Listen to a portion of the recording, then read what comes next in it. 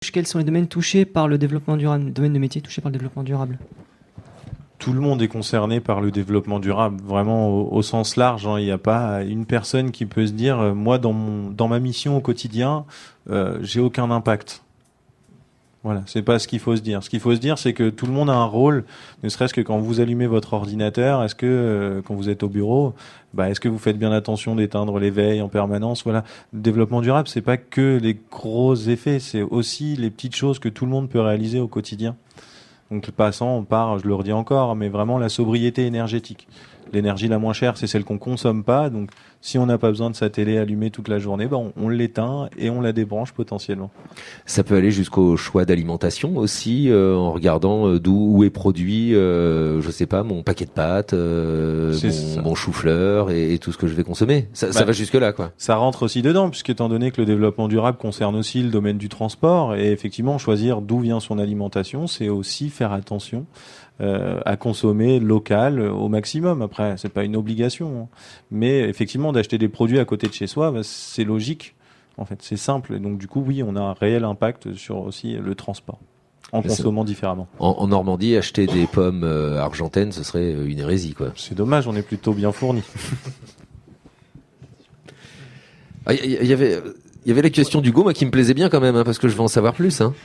Du coup, pour revenir sur ces métiers, y a-t-il de plus en plus de métiers qui se forment pour le développement durable ou de moins en moins, vu qu'il y a une sensibilisation générale Alors, c'est les métiers qui vont se transformer, effectivement, et les gens vont pas avoir besoin d'être formés, ce serait plutôt les outils à mettre à disposition. Et je prends en compte les chauffeurs de bus, de bus transurbains par exemple, où on a des véhicules qui sont de plus en plus propres, on a un parc qui se renouvelle. Il y a des choses qui sont très bénéfiques. Ça, c'est un premier rôle.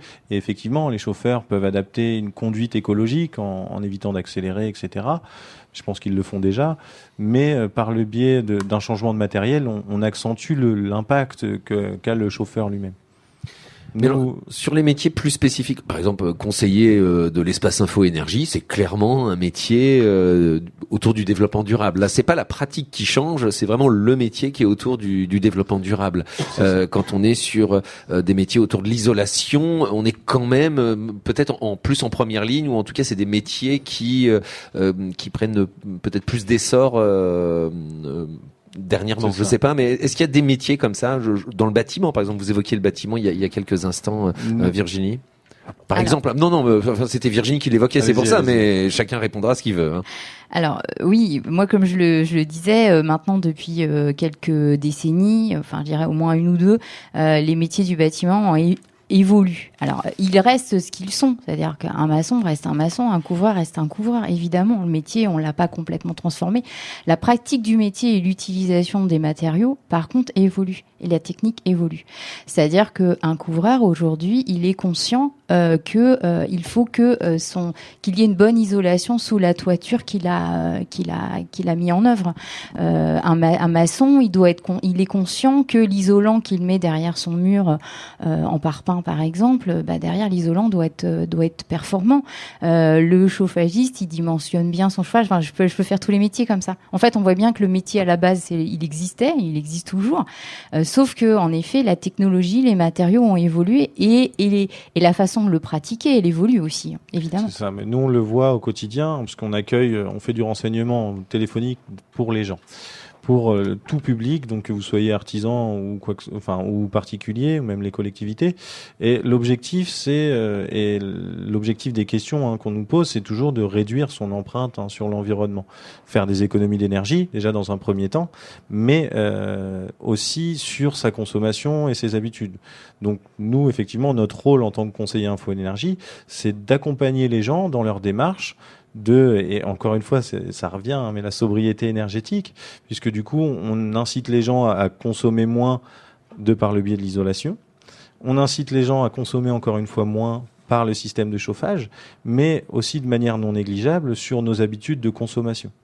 Donc on accompagne les gens sur tout le profil, sur tout leur profil et sur tous les aspects. Donc, pour répondre à votre question, donc les métiers sont ce qu'ils sont. Ils ont juste, on va dire, évolué sur certaines technologies. Après, est-ce que le développement durable et les énergies nouvelles drainent de l'emploi ? Moi, en tant qu'éco-isolateur, je peux pas vous dire non. Évidemment que oui. Pour vous donner un exemple, je suis arrivée dans l'entreprise il y a un peu plus de 2 ans. Nous étions 70 salariés en France. Nous sommes 350. Donc, évidemment que c'est porteur et évidemment que c'est porteur d'emploi. Est-ce que c'est aussi intégré aux formations ? Je me pose une question toute bête. Là, vous évoquiez les métiers du bâtiment notamment, mais il y a pas seulement les métiers du bâtiment. Quand on parle d'un chauffeur de bus qui va conduire différemment, j'imagine qu'il y a une formation qui va avec. Est-ce que finalement c'est intégré aux formations ? Est-ce que les formations ont changé dans ce sens-là ? J'entends parce qu'elles évoluent toujours les formations, hein, mais est-ce que sur le volet formation à proprement parler, les choses ont bougé ? Oui, la prise de conscience et on intègre tout ce discours et tout ce savoir-être professionnel finalement est intégré dans toutes les formations. Après, parfois on me dit, est-ce qu'il existe des formations nouvelles ? Alors, je suis un peu toujours en difficulté de répondre à ça, en tout cas vraiment lié au développement durable. Alors, si ce n'est, moi j'en vois, c'est pas nouvelle. Par exemple, il y a des formations depuis quelques années qui existent, des formations d'ITI, c'est-à-dire les gens qui font de l'isolation par l'extérieur.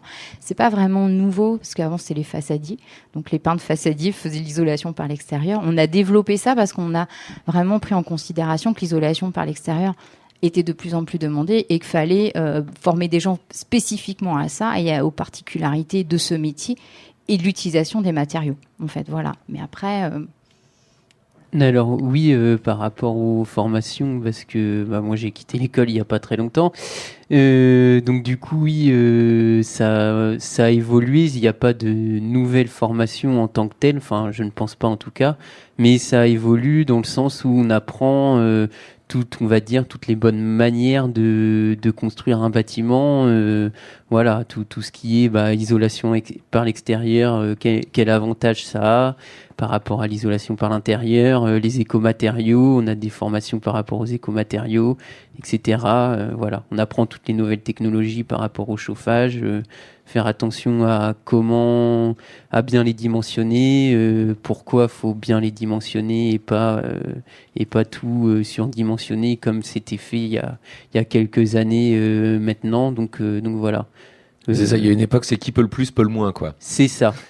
C'est ça. Et maintenant, on essaye de faire attention à chaque fois qu'on apprend une nouvelle chose, il y a l'aspect au moins performance énergétique de la chose ou écologique de la chose. Ça dépend des secteurs de formation, mais voilà. Et selon vous, vous disiez tout à l'heure qu'il y a eu une nette augmentation du nombre de postes dans votre entreprise. Et selon vous, est-ce que cette croissance va-t-elle continuer de croître ou êtes-vous optimiste ou... Alors, au vu du marché de la rénovation thermique du logement, je pense que nous pouvons encore être optimistes. Le marché, il est colossal.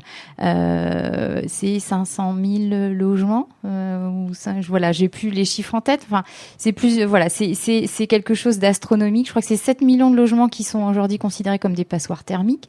Alors, ce qu'on appelle passoire thermique, pour faire simple, une maison, moi je dis toujours, c'est un peu comme une boîte en plastique. Quand elle est bien isolée, il n'y a pas de trous dans la boîte. Quand il y a des trous dans la boîte, le chauffage, on chauffe dehors, pour faire simple. Donc, passoire thermique, voilà, ma boîte en plastique, si elle est pleine de trous, c'est une passoire thermique. Voilà. J'essaie toujours d'expliquer ça comme ça veut pas dire grand-chose quand on n'est pas dans le métier. Donc, voilà, au vu de l'état du parc immobilier aujourd'hui en France et l'objectif du gouvernement de réduire de 90%, c'est ça, les gaz à effet de serre. Oui, on a de belles perspectives, oui, très clairement.